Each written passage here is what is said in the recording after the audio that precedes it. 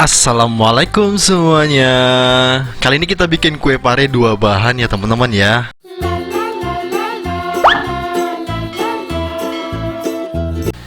Langsung aja di langkah pertama kita tambahkan 250 ml air, kita tambahkan garam, dan di sini aku tambahkan 1 bungkus santan instan ya. Jadi dasarnya tuh cuman pakai santan dan juga dengan ketan. Ini santannya langsung aja kita masak ya. Masak sambil kita aduk terus saja, gunakan api besar boleh, gunakan api sedang juga boleh. Kita masak sampai dia mendidih ya.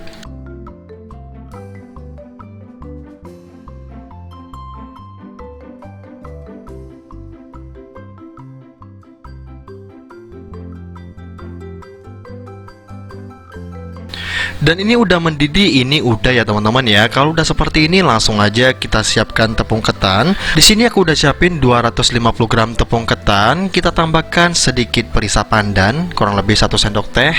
Kalau nggak ada juga boleh di skip, tapi kurang enak ya teman-teman ya. Langsung aja kita siram menggunakan santannya ya. Kita kasihnya sedikit demi sedikit aja, jangan langsung sekaligus. Tipsnya kita kasih sedikit demi sedikit kayak gini aja ya. Kita tambahkan sedikit lagi airnya, kita aduk lagi. Nanti kalau udah mulai menggumpal, boleh banget langsung kita aduk menggunakan tangan.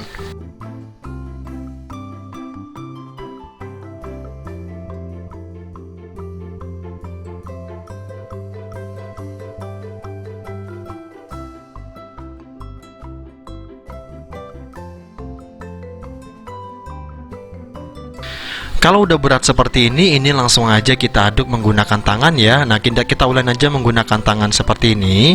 Ulen sampai dia udah nggak lengket lagi ya.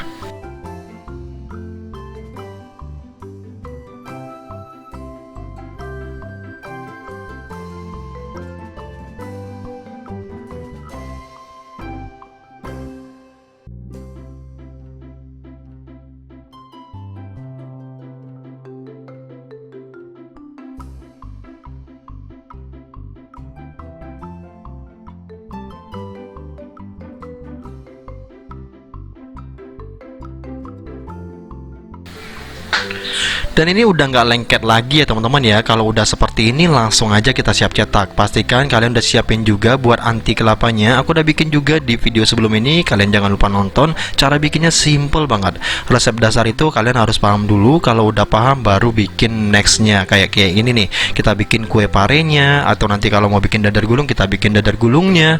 Nah, ini caranya kayak gini aja. Langsung aja kita bikin bulat-bulat seperti ini. Dan kita langsung buat coak atau lubang seperti ini. Kita masukin secukupnya kelapa, langsung aja kita bentuk-bentuk seperti ini.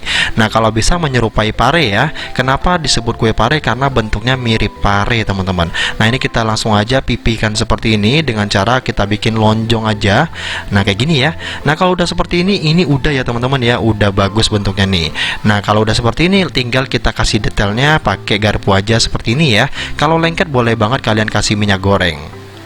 Tinggal kita bentuk-bentuk seperti ini ya, gampang banget.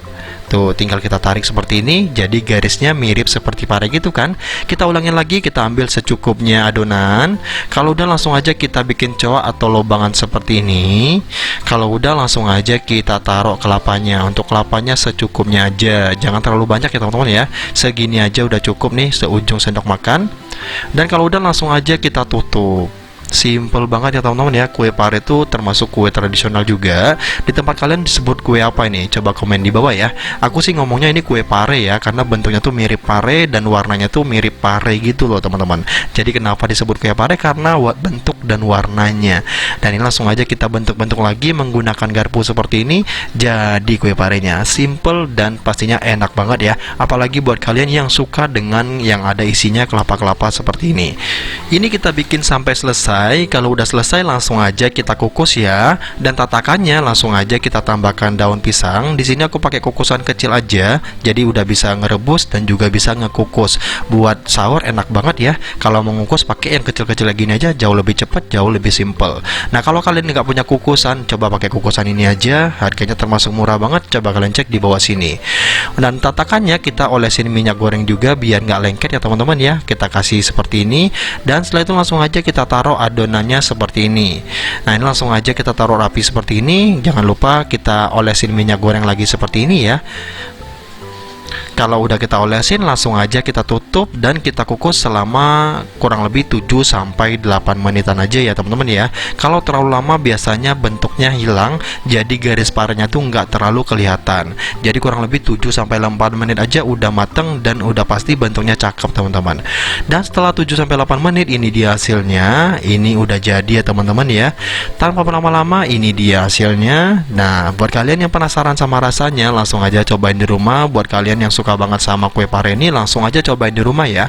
Resep anti kelapiannya udah ada aku sertain juga di deskripsi. Satu resepnya jadinya 15 buah ya, 15 buah kue pare seperti ini.